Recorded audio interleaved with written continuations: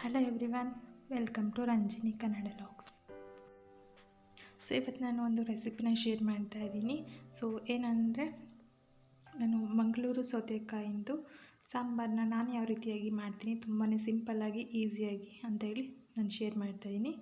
So ಹಾಗಾದರೆ ಬನ್ನಿ ಶುರು ಮಾಡೋಣ. ನಾನಿಲ್ಲಿ ಮಂಗಳೂರು ಸೌತೆಕಾಯಿನ ಕಟ್ ಮಾಡ್ಕೊಂಡ್ಬಿಟ್ಟು ನಾನು ಇದನ್ನು ವಾಶ್ ಮಾಡ್ಕೊಂಡು ನಾನು ಇದನ್ನ ಒಂದು ಪಾತ್ರೆಯಲ್ಲಿ ಹಾಕಿಬಿಟ್ಟು ಬೇಯೋದಕ್ಕಂತ ಹೇಳ್ಬಿಟ್ಟು ಇಟ್ಕೊಳ್ತಾ ಇದ್ದೀನಿ. ನೀವು ಕುಕ್ಕರಲ್ಲಿ ಮಾಡೋದಾದರೆ ಇದನ್ನು ಸಪ್ರೇಟಾಗಿ ಬೇಯಿಸ್ಕೊಳ್ಳೋದಲ್ಲೇ ನಮ್ಗೆ ಬೇಡ, ಯಾಕಂದರೆ ವಿಷಲಾಗೆಲ್ಲ ಹಾಕ್ಸ್ಕೊತೀವಲ್ವ, ಹಾಗಾಗಿ. ಸೊ ಇವಾಗ ನಾನು ಇದನ್ನು ಬೇಯೋದಕ್ಕಂತ ಇಟ್ಕೊಂಡಿದ್ದೀನಿ. ಹಾಗೆ ನಾನು ಬೇಳೆನ ಕೂಡ ಬೇಯಿಸೋದಕ್ಕೆ ಅಂತ ಕುಕ್ಕರಲ್ಲಿ ಇಟ್ಕೊಂಡಿದ್ದೀನಿ. ನಾನು ಪ್ಯಾನಲ್ಲೇ ಮಾಡ್ತಾಯಿದ್ದೀನಿ ಸಾಂಬಾರನ್ನ, ಅದಕ್ಕೋಸ್ಕರ ಬೇಳೆನ ಸಪ್ರೇಟಾಗಿ ಬೇಯಿಸ್ಕೊಂಡಿದ್ದೀನಿ. ನೀವು ಯಾವ್ದು ಬೇಕಂದ್ರೂ ಬೇಳೆನ ಹಾಕ್ಕೋಬೋದು, ಹೆಸರುಬೇಳೆ, ತೊಗರಿಬೇಳೆ ಯಾವ್ದು ಬೇಕಾದ್ರೂ ಹಾಕ್ಕೋಬೋದು. ನಾನಿಲ್ಲಿ ತೊಗರಿಬೇಳೆನ ಹಾಕ್ಕೊಂಡಿದ್ದೀನಿ. ಸೊ ನಾನಿವಾಗ ಒಂದು ಕಡಾಯಿ ತೊಗೊಂಡಿದ್ದೀನಿ, ಆಯಿಲ್ ಹಾಕ್ಕೊಂಡಿದ್ದೀನಿ. ಇದು ಬಂದುಬಿಟ್ಟು ನಾವು ಗ್ರೈಂಡ್ ಮಾಡ್ಕೊಳ್ಳೋದಕ್ಕೆ ಮಸಾಲೆನ ರೆಡಿ ಮಾಡ್ಕೊಳ್ತಾ ಇರೋದು. ನಾನಿಲ್ಲಿ ಬೆಳ್ಳುಳ್ಳಿ ಹಾಕ್ಕೊಂಡಿದ್ದೀನಿ. ನೀವು ಸಾಂಬಾರು ಎಷ್ಟು ಮಾಡ್ಕೊಳ್ತೀರ ಅದ್ರ ಮೇಲೆ ಡಿಪೆಂಡ್ ಆಗುತ್ತೆ, ನೀವು ಎಷ್ಟು ಎಲ್ಲನೂ ಹಾಕ್ಕೊಳ್ಬೇಕಾಗತ್ತೆ ಅಂತ ಹೇಳಿ. ನಾನಿಲ್ಲಿ ಅರ್ಧ ಬೆಳ್ಳುಳ್ಳಿ ತೊಗೊಂಡಿದ್ದೀನಿ, ಒಂದು 10 ಬೆಳ್ಳುಳ್ಳಿ ತೊಗೊಂಡಿದ್ದೀನಿ ಇಲ್ಕನ್ನು. ನಾನಿಲ್ಲಿ ಒಂದು ಸಣ್ಣ ಈರುಳ್ಳಿನ ಹಾಕ್ಕೊಂಡಿದ್ದೀನಿ, ಹಾಗೆ ಒಂದು ಟೊಮೊಟೊನ ಕಟ್ ಮಾಡಿ ಹಾಕ್ಕೊಂಡಿದ್ದೀನಿ. ಇದನ್ನೆಲ್ಲ ಸ್ವಲ್ಪ ಬಾಡಿಸ್ಕೊಬೇಕು. ಸೊ ಈ ರೀತಿಯಾಗಿ ಮಾಡೋದ್ರಿಂದ ಸಾಂಬಾರು ತುಂಬಾ ಟೇಸ್ಟಿಯಾಗಿ ಬರುತ್ತೆ, ಹಾಗೆ ಸ್ವಲ್ಪ ಥಿಕ್ನೆಸ್ ಆಗಿ ಬರುತ್ತೆ. ಸಾಂಬಾರು ತುಂಬಾ ಚೆನ್ನಾಗಿರುತ್ತೆ. ಈ ರೀತಿ ಒಮ್ಮೆ ನೀವು ಕೂಡ ಟ್ರೈ ಮಾಡಿ, ತುಂಬಾ ಚೆನ್ನಾಗಿ ಬರುತ್ತೆ ಟೇಸ್ಟು.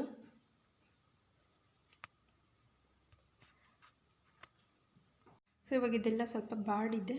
ನಾನಿವಾಗ ತೆಂಗಿನಕಾಯಿ ಹಾಕ್ಕೊತಾ ಇದ್ದೀನಿ. ತೆಂಗಿನಕಾಯಿನ ನೀವು ಲಾಸ್ಟಲ್ಲಿ ಕೂಡ ಹಾಕ್ಕೊಳ್ಬೋದು. ನಾನು ಇವಾಗೇ ಆ್ಯಡ್ ಮಾಡ್ಕೊಂಡಿದ್ದೀನಿ, ಪರವಾಗಿಲ್ಲ, ಏನೂ ಆಗೋದಿಲ್ಲ, ಏನೂ ಪ್ರಾಬ್ಲಮ್ ಆಗೋದಿಲ್ಲ. ಈ ತೆಂಗಿನಕಾಯಿ ಕೂಡ ನಾವು ಚೆನ್ನಾಗಿ ಸ್ವಲ್ಪ ಹುರಿಬೇಕು. ಸೊ ಹುರಿದ ಮೇಲೆ ನಾನು ಇದಕ್ಕೆ ಖಾರ ನಿಮಗೆ ಎಷ್ಟು ಬೇಕೋ ಅಷ್ಟು ನೋಡಿಕೊಂಡು ಧನಿಯಾ ಪುಡಿ ಮತ್ತು ಮೆಣಸಿನ ಪುಡಿನ ಹಾಕ್ಕೊಳ್ಬೇಕು. ನಾನಿಲ್ಲಿ 3 ಸ್ಪೂನಷ್ಟು ಧನಿಯಾ ಹಾಕ್ಕೊಂಡಿದ್ದೀನಿ. ಖಾರ ನೀವು ಎಷ್ಟು ತಿಂತೀರಾ ನೋಡಿಕೊಂಡು ಅಷ್ಟು ಹಾಕ್ಕೊಳ್ಬೋದು. ಸ್ವಲ್ಪ ನಮ್ಮನೇಲಿ ಖಾರ ಜಾಸ್ತಿ ತಿಂತಾರೆ, ಸೊ ನಾನು ಹಂಗಾಗಿ 1 ಸ್ಪೂನ್ ಹಾಕ್ಕೊಂಡಿದ್ದೀನಿ ಖಾರನ. ಹಾಗೆ ಸ್ವಲ್ಪ ಜೀರಿಗೆನ ಕೂಡ ಹಾಕ್ಕೊಂಡಿದ್ದೀನಿ. ಜೀರಿಗೆನ ನೀವು ಲಾಸ್ಟಲ್ಲಿ ಹಾಕ್ಕೊಳ್ಳಿ, ಮೊದಲಿಗೆ ಹಾಕ್ಕೊಂಡ್ರೆ ನೀವು ಎಣ್ಣೆಯಲ್ಲಿ ಫ್ರೈ ಆಗಿಬಿಡುತ್ತೆ ಜಾಸ್ತಿ, ಅದರದ್ದು ಟೇಸ್ಟ್ ಅಷ್ಟಾಗಿ ಬರೋದಿಲ್ಲ, ಅದಕ್ಕೋಸ್ಕರ ನಾನು ಲಾಸ್ಟಲ್ಲಿ ಹಾಕ್ಕೊಂಡಿದ್ದೀನಿ. ಸೊ ಇವಾಗ ಇದನ್ನು ನಾನು ಫ್ಲೇಮ್ ಆಫ್ ಮಾಡ್ಕೊಂಡಿದ್ದೀನಿ. ಅದೆಲ್ಲ ಚೆನ್ನಾಗಿ ಮಿಕ್ಸ್ ಮಾಡಿಬಿಟ್ಟು ನಾನು ತಣ್ಣಗಾಗೋದಕ್ಕೆ ಬಿಡ್ತೀನಿ. ತಣ್ಣಗಾದ್ಮೇಲೆ ಇದನ್ನು ಗ್ರೈಂಡ್ರಲ್ಲಿ ಹಾಕ್ಕೊಂಡು ಚೆನ್ನಾಗಿ ಪೇಸ್ಟ್ ಮಾಡ್ಕೊಳ್ಬೇಕು.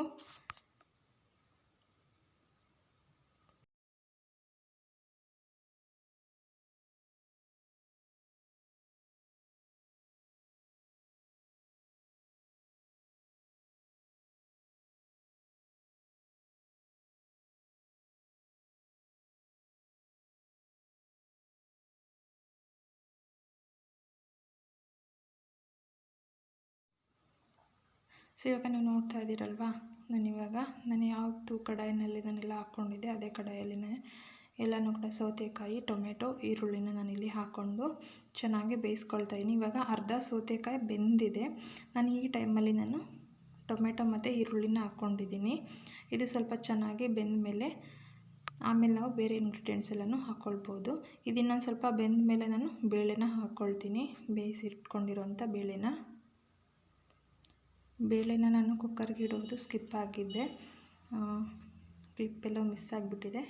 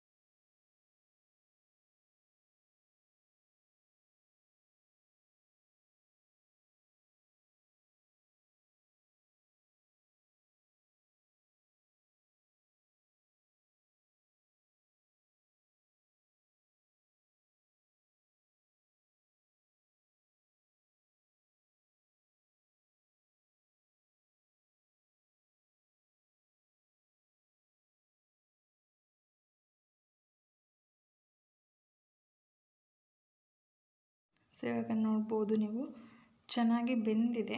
ಈ ಟೈಮಲ್ಲಿ ನಾನು ಬೇಳೆನ ಬೇಯಿಸಿಟ್ಕೊಂಡಿರೋಂಥ ಬೇಳೆನ ನಾನಿಲ್ಲಿ ಹಾಕ್ಕೊಳ್ತಾ ಇದ್ದೀನಿ.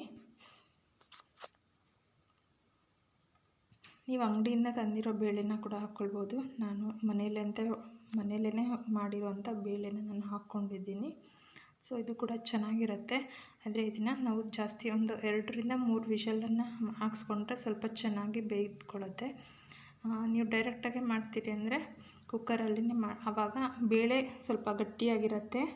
ಸೌತೆಕಾಯಿ ತುಂಬ ಸ್ಮ್ಯಾಶ್ ಆಗೋ ರೀತಿಯಾಗಿ ಬೆಂದೋಗ್ಬಿಡುತ್ತೆ.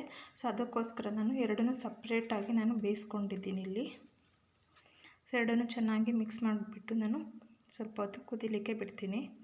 ಆನಂತರ ಅದಕ್ಕೆ ನಾವು ಖಾರನ ಆ್ಯಡ್ ಮಾಡ್ಕೊಳ್ಬೋದು.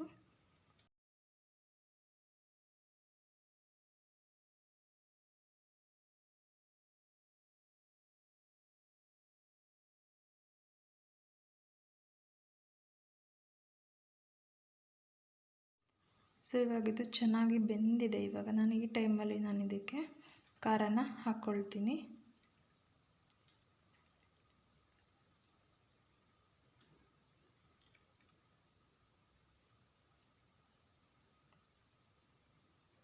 ಸೊ ಅದೆಲ್ಲನೂ ಕೂಡ ನಾನು ಇವಾಗ ಖಾರ ಹಾಕ್ಕೊಂಡು ಚೆನ್ನಾಗಿ ಮಿಕ್ಸ್ ಮಾಡ್ಕೊಬೇಕು.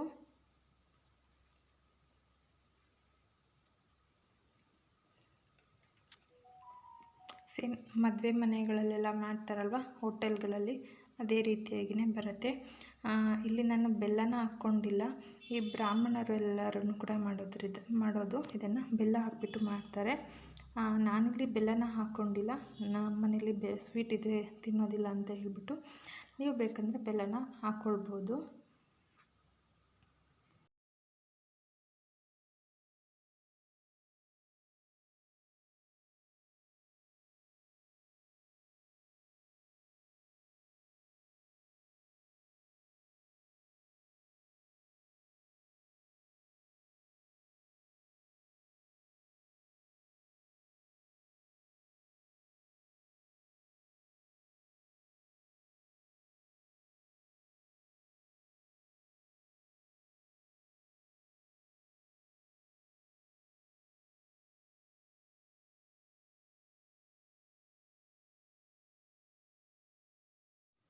ಇವಾಗ ಚೆನ್ನಾಗಿ ಕುದಿ ಬಂದಿದೆ.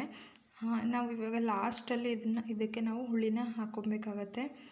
ಮೊದಲಿಗೆ ಹುಳಿನ ಹಾಕ್ಕೊಂಡ್ರೆ ಅದು ಟೇಸ್ಟೇ ಚೇಂಜ್ ಆಗೋಗ್ಬಿಡುತ್ತೆ.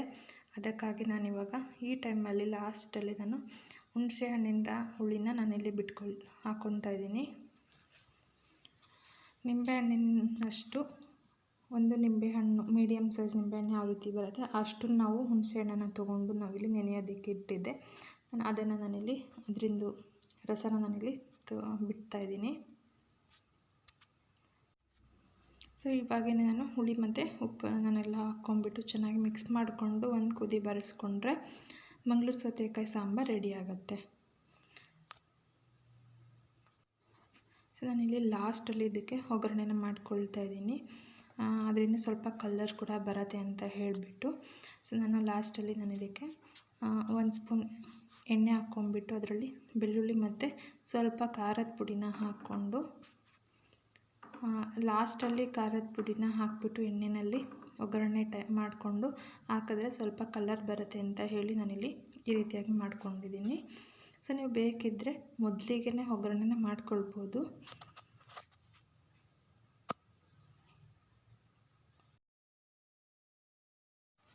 ಲಾಸ್ಟಲ್ಲಿ ನಾನು ಗಾರ್ನಿಷ್ಗೆ ಅಂತ ಹೇಳಿ ಕೊತ್ತಂಬರಿ ಸೊಪ್ಪನ್ನು ಇಲ್ಲಿ ಆ್ಯಡ್ ಮಾಡ್ಕೊಂಡಿದ್ದೀನಿ.